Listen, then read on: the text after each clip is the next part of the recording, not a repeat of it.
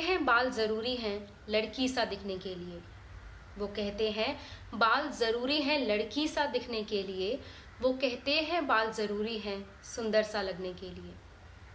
अगर कद ऊंचा होता तो शायद ये जज भी जाते, और रंग गोरा होता तो भी ऐसे ही चल जाते।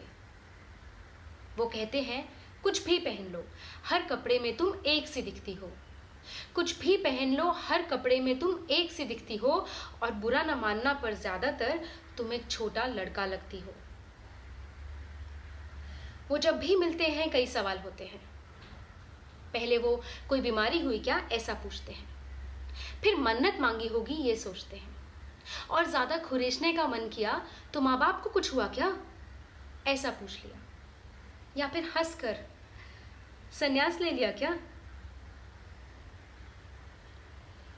हंसी को उपसर्ग और प्रत्यय बनाकर उन्हें लगता है उनका ताना मजाक बन गया।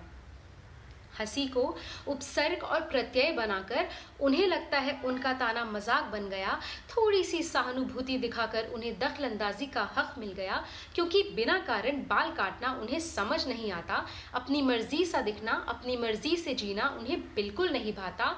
वो कहते हैं बाल जरूरी है क्योंकि ऐसे ही चलता है।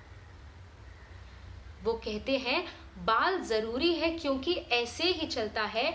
लड़की का लड़की सा दिखना ही अच्छा लगता है।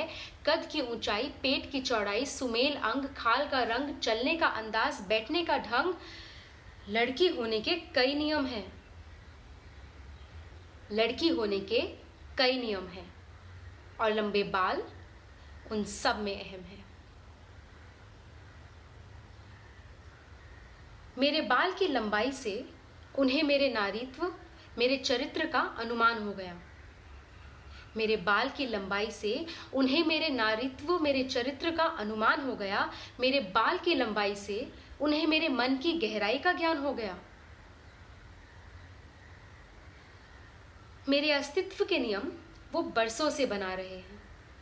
मेरी हद भी वो मुझे बार बार बता रहे हैं। मेरे लिए कायदे और दायरे, मेरे लिए कायदे और दायरे लिखने में इतने मशगूल हैं, इंसानियत क्या होती है भूले जा रहे हैं। मगर अब मैं भी बूझने लगी हूं, उनकी समझ को समझने लगी हूं, उनकी कोशिशों को परखने लगी हूं, उनकी चुनौतियों को कबूलने लगी हूं। अपने विश्वास, अपने अंदाज, अपने शब्द, अपनी आवाज, अपने फैसले, अपने ख्याल, अपने कद, अपने बाल, अपने कण कण के साथ अब मैं बेपर ही उड़ने लगी हूं। अब मैं बेपर ही उड़ने लगी हूं।